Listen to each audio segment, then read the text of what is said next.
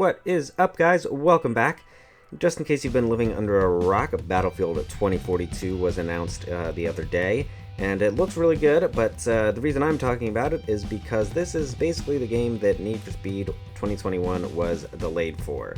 Criterion was pulled off development of what was going to be Need for Speed 2021, we assume, to assist with Battlefield, which was confirmed as launching this year, and now Battlefield has been revealed. It's called Battlefield 2042. October 22nd is when it releases. So yeah, EA is basically pulling out all the stops for the new Battlefield, right? They really want to bring the fight to Call of Duty, and yeah, I mean, it looks really good. The trailer was awesome. However, the one thing that left me disappointed was that there is no single player. It's just going to be multiplayer, which that was kind of the thing that was always the thing I liked most about Battlefield anyway. I was never like, I mean, don't get me wrong, I like the Battlefield multiplayer style, but it was never quite my cup of tea. I've always been more of a COD person, but I liked all the story modes, so I was a little bummed to see that there was no story mode, but either way, it looks cool.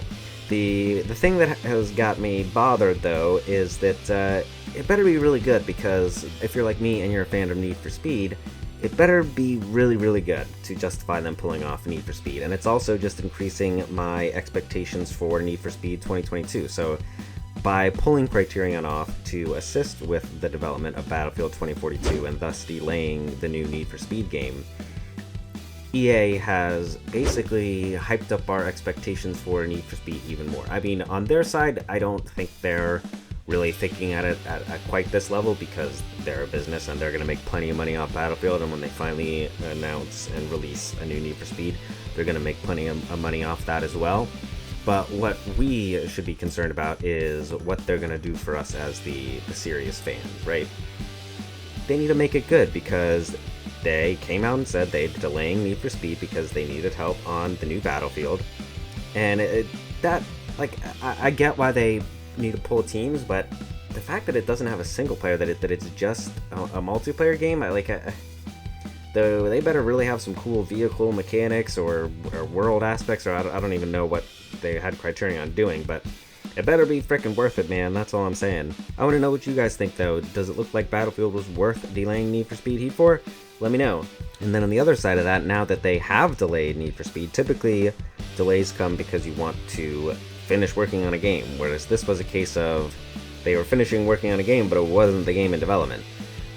So they really need to make the new Need for Speed, kind of, I don't want to say a love letter to the fans, but they need to do some good fan service in this next Need for Speed. They need to make it better, less buggy, just a bigger game in general, right, with more content. I mean, the comparison I like to use most often is just comparing Need for Speed Heat to Forza Horizon 4, and Need for Speed Heat came out a year later, and Forza just had a longer lifespan, so much more content, more everything.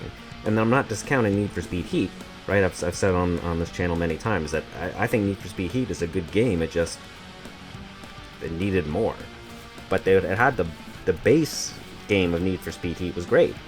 It just didn't have a supporting cast of features around it to make it, really be able to even compete with Forza Horizon 4. So I don't know, kind of the things I want to see for the new Need for Speed Heat. Now that we've kind of got the Battlefield, they should be done on that, right? We can go ooh and ah and appreciate Battlefield and hope it's good. But as soon as Battlefield releases, I want to start hearing some Need for Speed Heat news, man. Or not Need for Speed Heat, Need for Speed 2022 news. But let's talk about some things maybe we'd like to see here, right?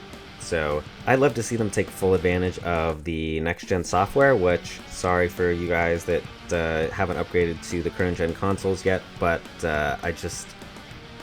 if they go ahead with the release on last-gen consoles, which honestly, I could see it going either way, because they'll be able to have a bigger player base if they keep it on last-gen, but they obviously won't be able to take full advantage of the software on Xbox Series X and S and PlayStation 5 if they also have it for last gen. So while that does leave out some, I would love to see it as just a current gen game, so we could really see them max up, because they're going to have to compete with Forza Horizon and the new Forza Motorsport, which you know, maybe we'll get some news this weekend. I'll probably have another video going into some predictions for Forza into E3 this weekend. But that's for another time. Right now, let's stay focused on Need for Speed. But they really do have to do a lot, man. I want to see more cars. I want to see a bigger map. I want to see just more content and races. I mean, I love the kind of story modes they always put into Need for Speed. I love that aspect of it. But we need longer for 60 or 70 bucks, man, than what we got in Need for Speed Heat, and then the just, quite frankly, insulting DLC that we got.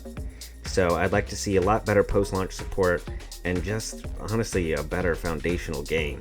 I mean, they had a great base for Need for Speed Heat, so we'll see what Criterion can do, retaking the reins over, as it were. But I mean, I think they have a great opportunity here now. The pressure should be off a little bit, because it seems like they've already started working on it. So now maybe they have a little bit more time, a little bit less of a crunch, hopefully. Again, I have no insight into the development, but one can hope that they maybe have a little bit more breathing room to really make a great game. And I really think they're going to have to. I mean, the last couple iterations of Need for Speed, I mean, it's been struggling. It's, you know, Need for Speed has a great fan base because it's, you know, it's a beloved franchise, but they can only slap the fans in the face so many times before they're like, screw it. And if Need for Speed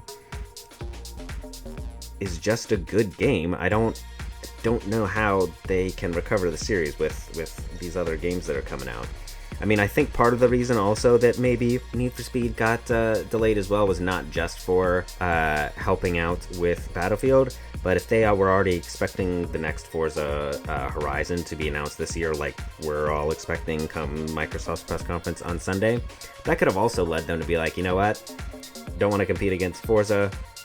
We'll get these guys on Battlefield, give them a little bit more time to do the next Need for Speed Heat, and hopefully blow everybody away. That's going to do it for this one, though, guys. Hope you enjoyed the video. If you did, please leave a like down below. If you're new, think about hitting that subscribe button. Don't forget to ring that notification bell to stay up to date with all the latest videos. Until next time, guys, stay classy.